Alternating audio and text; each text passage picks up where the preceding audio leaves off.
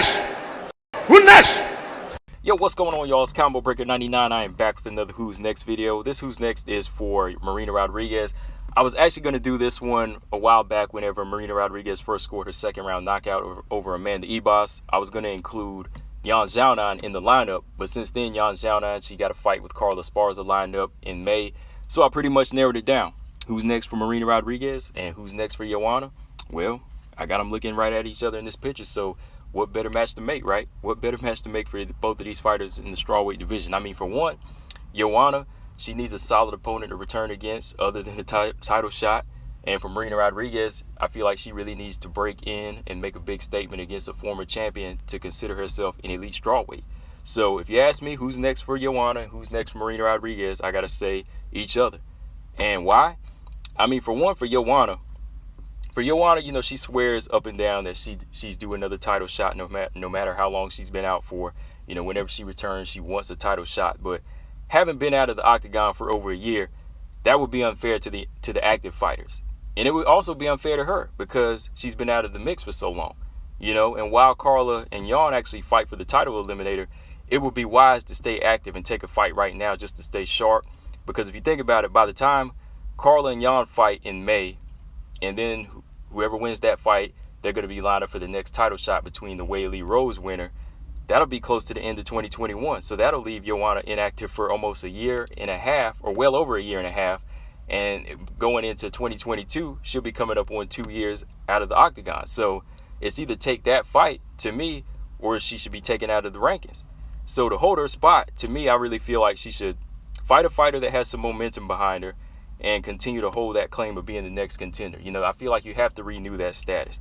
You know, you got to be able to say, look, I've been out of here for a while. Let me get back into the thick of things. You know, Weili Zhang is a tough fight. So if I've been out for over a year and some change, I might not be in my sharpest. So let me test myself. Because no matter how good you are, there's always a line of fighters ahead of you that are proving their worth. They are proving their worth because fighters like Yan Xiaonan, you know, she's still holding it down. Marina Rodriguez is climbing these rankings. You know, these fighters are climbing up. Even Carla Esparza, you know, she's still trying to maintain her status where she stands. Rose Namajunas, you know, all these other strawweights are still doing their thing while Joanna is gone. So they still stand. They still stand one level above Joanna, no matter how many times she defended her belt in the past. You know, so there's an expiration date on it. There's an expiration date on your number one contender status or your number two contender status. So if you've been out over a year, you have to stake that claim. You have to stay sharp and, you know, take on a fight like somebody like Marina Rodriguez. And the main reason is just time. It's just time. You know, Joanna said she wouldn't fight without a crowd. Well, Dana White said they're back to a full house and they're having crowds, 15,000 for UFC 261. So now is the time to return. No more excuses. So if they offer her a fight other than the title shot, she will have to take it, in my opinion, or be taken out of the rankings. You know, that's how I feel.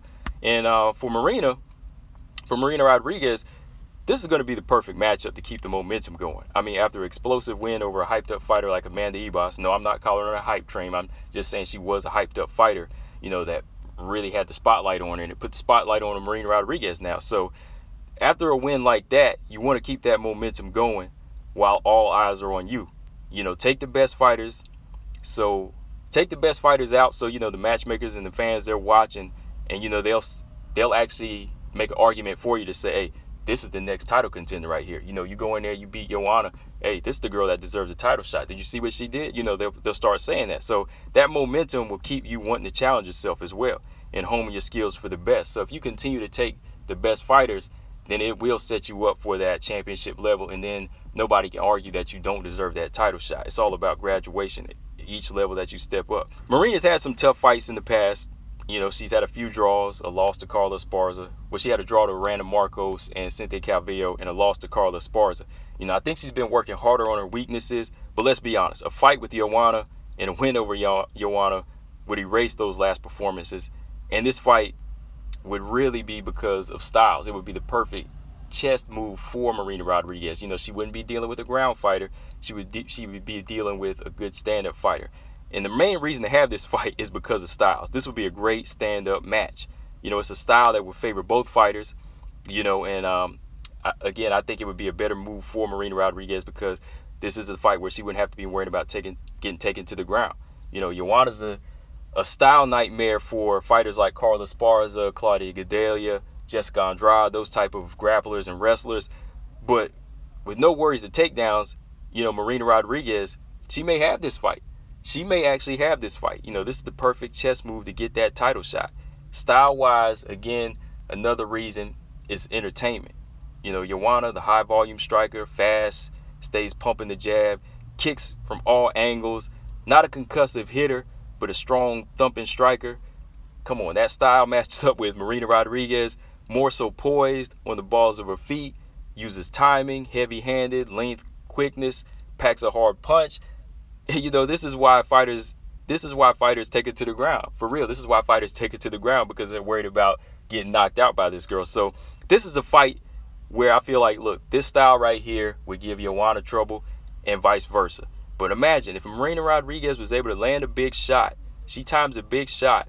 If she gets past Joanna's jab and she lands a big shot, this could be a big move for her. That could spell big. This could spell big opportunities for her, man. So look, two tall, lanky Muay Thai fighters throwing hands. It sounds good to me. So while the winner of Carla and Jan battle for the belt, this is the perfect fight to happen in the meantime. So guys, let me know what y'all think. Matching this up, man. This is Striker's Paradise. Joanna versus Marina Rodriguez. Make this fight happen. Now the crowds are back. Dana White and the matchmakers need to say, look, Joanna, we don't have a title shot for you yet, but we got the perfect fight for you, and it's Marina Rodriguez. Take it, or you're taken out of the rankings. That's how I feel. Combo Breaker 99. I'm out. Subscribe. Peace. Who next? Who next? Who next?